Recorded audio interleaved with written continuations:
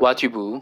이 시간에는 유럽연합과 중국 외교전을 살펴보겠습니다. 유럽연합과 중국 외교전이 점입가경입니다. 유럽연합을 이끄는 독일, 프랑스는 자국 주재 중국 대사를 자국 외교부에 불러들이는 것을 말하는 초치를 했는데요. 프랑스가 루사의 중국 대사를 초치한 이유는 루사의 중국 대사가 프랑스 싱크탱크 학자에게 맹비난했기 때문입니다. 루사의 중국 대사는 프랑스 의원들이 하나의 중국이라는 원칙을 무시하고 대만을 방문하기로 한 것을 두고 공식적으로 항의했는데요. 루사의 중국 대사 항의를 비판한 앙투앙 봉다즈 박사를 루사의 중국 대사가 패거리 폭력배라고 비판하자 프랑스 외교부가 루사의 중국 대사를 초치해 항의한 것입니다.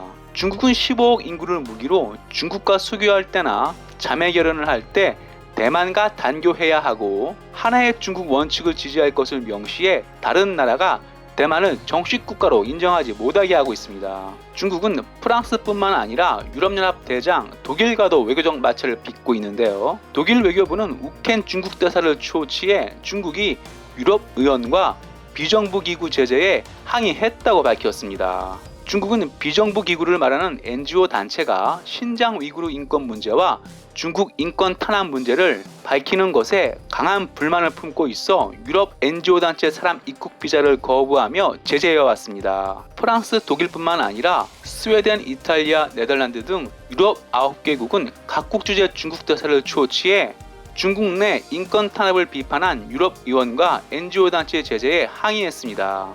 유럽연합에서 반중 행동에 앞장서는 국가는 유럽연합을 이끄는 독일, 프랑스도 아닌 공산주의를 버리고 자유민주주의를 선택한 체코입니다. 체코는 유럽 내에서 가장 먼저 반중을 시작했고 반중 실천은 미국을 뛰어넘었다고도 할 수 있는데요. 실제로 2020년 1월 13일 지데넥 흐리브 체코 프라하 시장은 중국 항의에도 대만 타이베이 커원조 시장과 자매도시 결연을 하며 자유를 지키려는 대만과 친구가 되어 기쁘다 밝혔습니다. 지데넥 흐리브 체코 프라하 시장이 대만 타이베이 커원조 시장과 자매 결연을 하자 중국은 맹비난을 퍼부었는데요. 중국이 맹비난한 명분은 2016년 시진핑 주석 체코 방문 때 체코가 1대1로 참여를 밝히며 체코 수도 프라하에 1대1로 연구소를 설립, 베이징과 자매도시 결연을 할 때 넣은 문구 때문입니다. 앞서 말했듯 중국은 15억 인구를 무기로 중국과 수교 또는 자매 결연을 할 때 대만과 단교해야 하며 하나의 중국 원칙을 지지할 것을 명시해 다른 나라가 대만을 정식 국가로 인정하지 못하게 하고 있는데요. 하지만 반중의 앞장서는 지데넥 흐리브 체코 프라하 시장이 하나의 중국 원칙 문구 삭제를 요구했고 이를 중국이 항의하면서 사이가 나빠졌습니다. 중국 항의에 지데넥 흐리브 프라하 시장은 기다렸다는 듯이 베이징과 맺은 자매 결연을 파기했고 체코는 유럽 반중 대표주자로 떠올랐습니다. 자유의 소중함을 깨달은 체코의 반중 행동은 예전부터 거침없었습니다.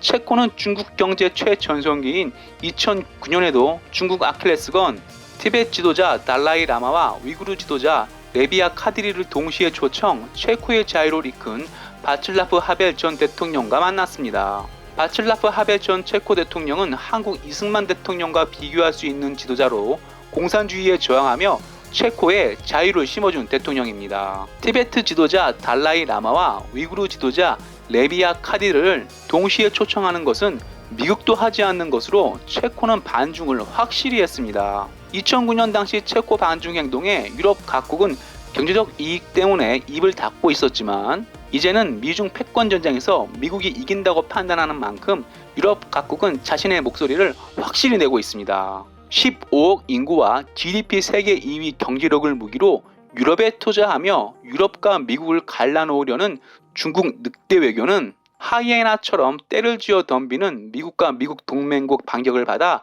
처참한 실패로 끝날 것입니다. 와튜브 마치겠습니다. 유익했다면 구독, 좋아요, 회원가입 부탁합니다.